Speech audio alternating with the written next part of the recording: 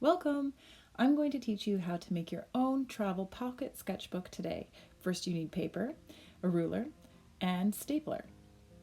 Whatever size paper you have, you will need to cut into equal size pieces. Try not to waste any paper. For the cover, choose a piece of cardstock or some scrapbook paper. Just make sure it is 2 times plus a little bit more the size of your paper. Trim it off. And now decide what is going to be the front cover.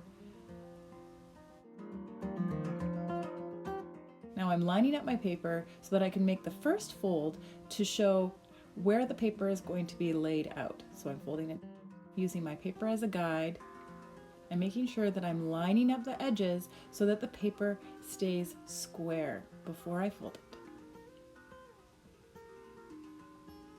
Now I'm folding up the bottom piece and I'm doing the same thing where I'm making sure that the edges are lined up before I make the fold.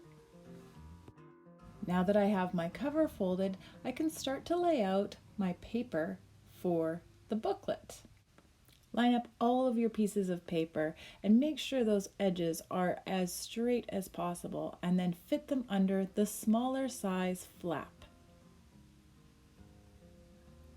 By making sure that these are lined up with the cover, you will not have to redo any of your stapling when it comes time.